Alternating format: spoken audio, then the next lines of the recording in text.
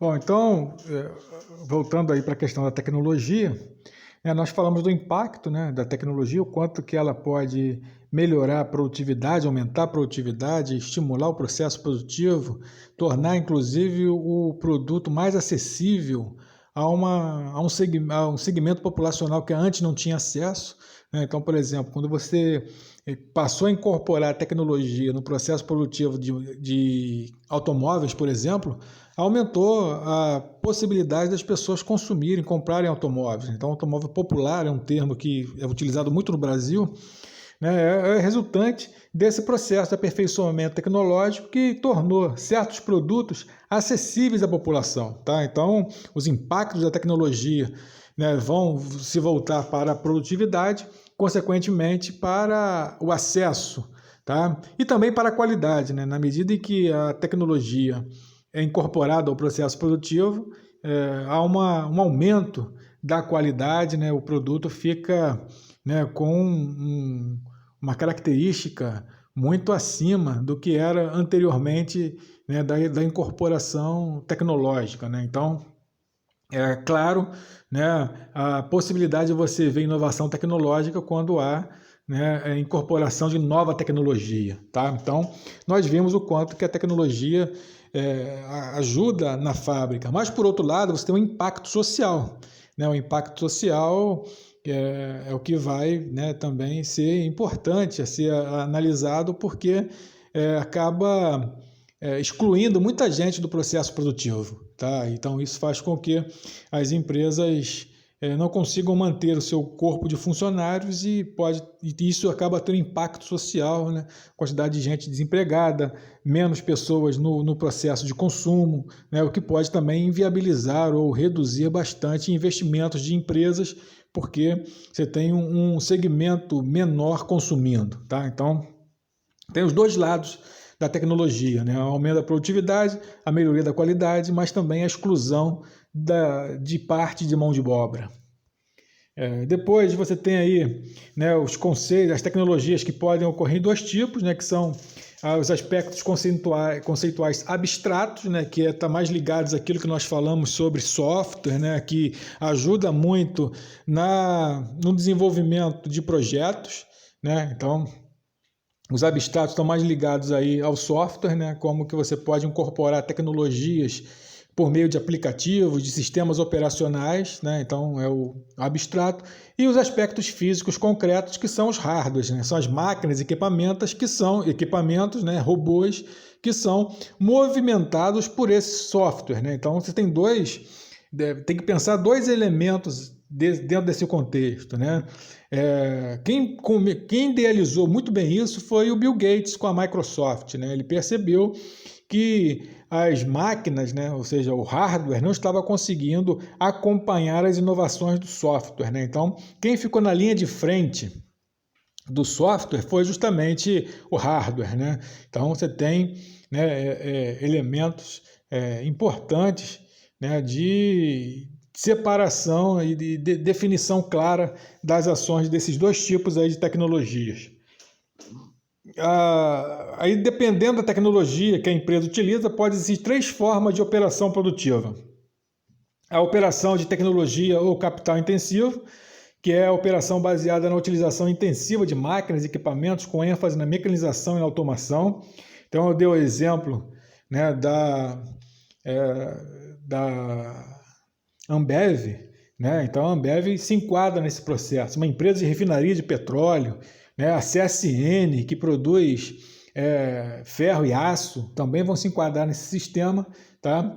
Outro tipo é a operação de mão de obra intensiva, né? Então, antes é a tecnologia, né? O capital intensivo, agora é a mão de obra intensiva, que é a operação baseada na utilização de pessoas com habilidades manuais e físicas, né? Como é manufatura no artesanato, né? Um serviço de escritório, serviço de atendimento ao cliente, né? Que vai utilizar a mão de obra intensiva. Tá? E operação de média tecnologia, que é a operação baseada na conjugação de máquinas e equipamentos com pessoas, né? Que devem operá-los ou controlá-los. Tá? Então você tem aí, é o caso de serviço de crédito de cobrança, que você depende do software, dos equipamentos, mas também das pessoas.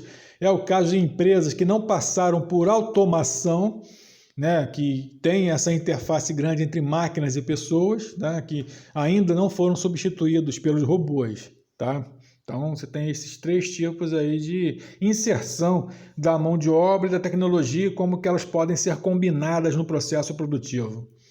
E aí, dentro dessa ideia, você tem aí o conceito de mão de obra, né, que é o elemento central, né, a análise clássica da economia se dá pela ideia de que o que agrega valor é a mão de obra, é o trabalho, né? Então, portanto, a mão de obra sempre teve um papel decisivo no processo produtivo, seja na criação ou seja na produção direta em si, né? E aí você tem três tipos aí de mão de obra, né? A mão de obra não qualificada, que é a mão de obra que voltada para atividades de serviços gerais, né? Serviços assim com baixa escolaridade, que não necessita de haver, né, nenhum tipo de especialização, nenhum tipo de estudo prévio, né? É mais mesmo manual a atividade, tá? Então, é um fator que deve ser analisado, né? Porque hoje, eu me lembro que até 2013 nós tínhamos uma carência de mão de obra em algumas áreas, tá?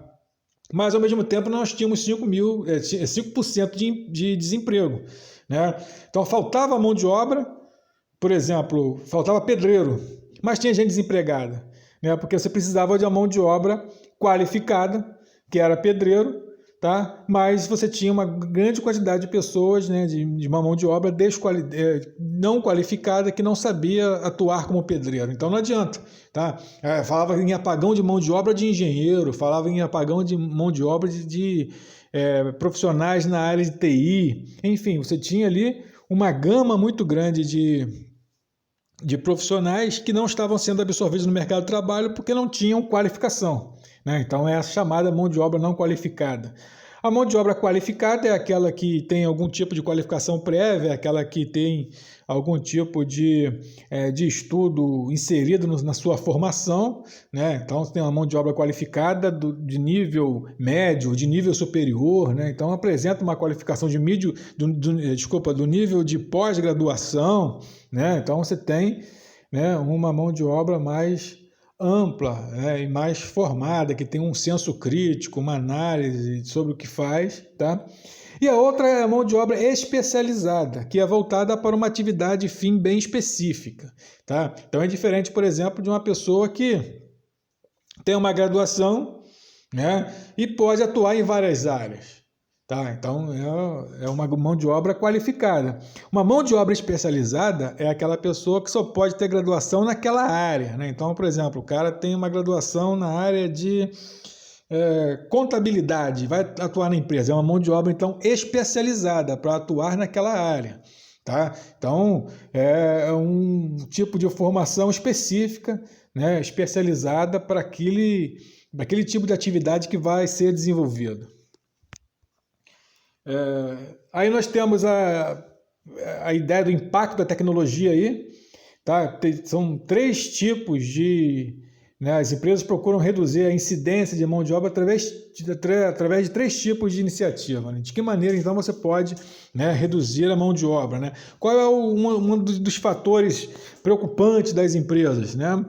Reduzir o quanto mais a mão de obra, porque isso vai garantir mais lucro para a empresa, né? Então você pode reduzir por meio da racionalização, tá? Então significa o estudo de métodos, de procedimentos para tornar mais eficiente e com isso, né, poder demitir. Então, por exemplo, se você cria um método de trabalho em que, né, antes 10 funcionários produziam 100 produtos, e agora esses mesmos 10 funcionários produzem 120 produtos por dia, significa que com 9, né, funcionários você consegue chegar aos 100 anteriormente. Então, né, você tem ali uma racionalização, criou um método de trabalho que possibilitou, né, reduzir o conjunto de trabalhadores.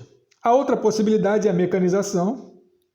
Tá, isso se deu basicamente nas duas revoluções industriais iniciais, a revolução né, a primeira revolução industrial e principalmente na segunda revolução industrial, onde máquinas substituíram pessoas, né? Se teve até na Inglaterra no século XIX um movimento ludista em que as pessoas se reuniram para quebrar as máquinas porque elas estavam tirando emprego dos trabalhadores. Tá? Então é a mecanização também substituindo mão de obra. E o outro elemento que faz parte da terceira revolução industrial, que é a automação. Né? A automação é a substituição de mão de obra por robôs. Os robôs vão fazer o trabalho que homens faziam. Né? Então você percebe a automatização na indústria, isso é claro, é perceptível. Nos bancos também, né? Você tem cada vez mais hoje a automatização dos caixas eletrônicos, né? Você tem agora os aplicativos que você movimenta conta pelo celular, né? Então isso reduz bastante a ida que as pessoas têm ao banco. Nessa época de pandemia é uma mão na roda, mas por outro lado substitui uma quantidade grande de funcionários da empresa, né?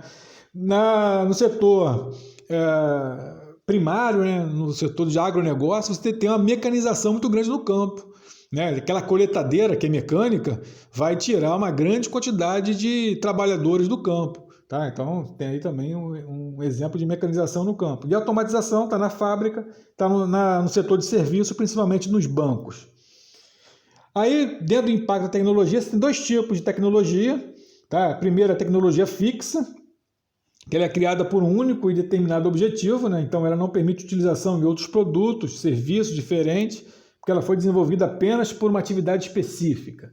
Tá? Então, siderurgias, refinarias de petróleo, é aquele modelo rígido, né? Em que não há outra possibilidade de fabricação. Tá? Então, antigamente, por que os modelos dos automóveis eles tinham pouca variedade? Porque baseavam-se na tecnologia fixa, desculpa, né? Na tecnologia fixa em que, né, as pessoas, que o processo produtivo não tinha muita possibilidade de mudança, de alteração, era rígido.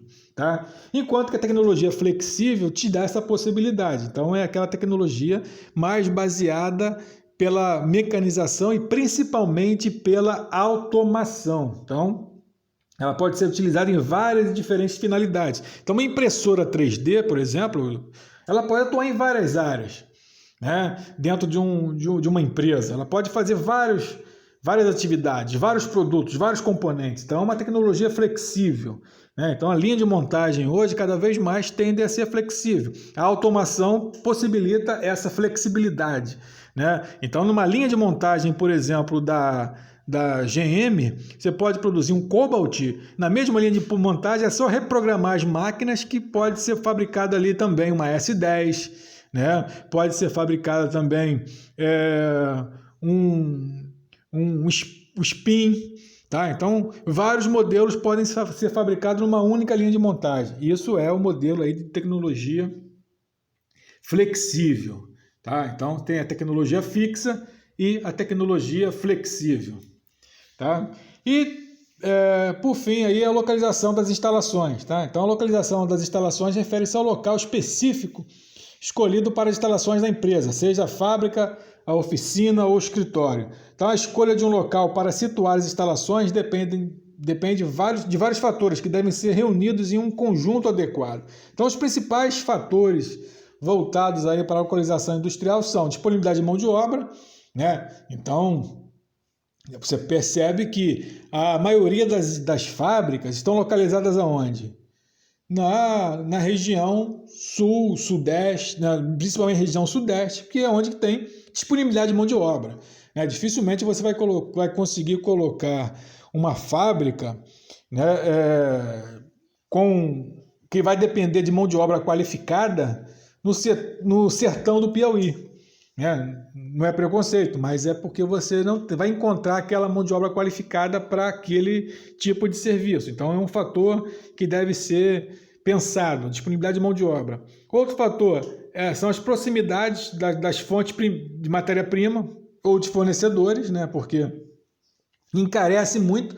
Nós temos uma logística aqui no Brasil que é muito cara, né? Então, se houver uma distância muito grande da mão de obra, da matéria-prima, isso pode encarecer o processo. A localização geográfica próxima aos mercados consumidores também, por conta da questão da logística também. A facilidade de transporte ou acesso a entradas, né? Então, por isso que a gente percebe que ali na Avenida Brasil, né, e também na Via Dutra, você tem muitas empresas, porque você tem a facilidade de transporte, o acesso da entrada de matéria-prima e também, né, escoar a produção para os consumidores. A infraestrutura que permite a disponibilidade de serviço, né, então, né, as questões de você ter empresas terceirizadas, empresas que podem dar suporte a uma quantidade grande de atividades que a empresa desenvolve. E também um outro fator importante, né, que cada vez mais assim vem atuando para poder fazer com que empresas possam se instalar são os incentivos fiscais, né? Então, um tempo atrás, a Bahia conseguiu levar a Ford para lá porque deu incentivo fiscal, né? O que é isso? Reduziu os impostos para que a empresa pudesse montar a sua montadora, instalar a sua montadora na Bahia. Tá? Então são fatores que, né, vão aí, de alguma maneira, influenciar a localização das instalações. Tá bom? Bom, gente, então esse aqui é o final do tema 10, né? Concluindo, portanto, a nossa disciplina, né, o conteúdo da nossa disciplina. Tá? Nesse tema 10 nós vimos basicamente os impactos e as principais ferramentas de tecnologia da informação utilizadas dentro do sistema de gestão da produção. Tá bom? Um grande abraço a todos e até a próxima.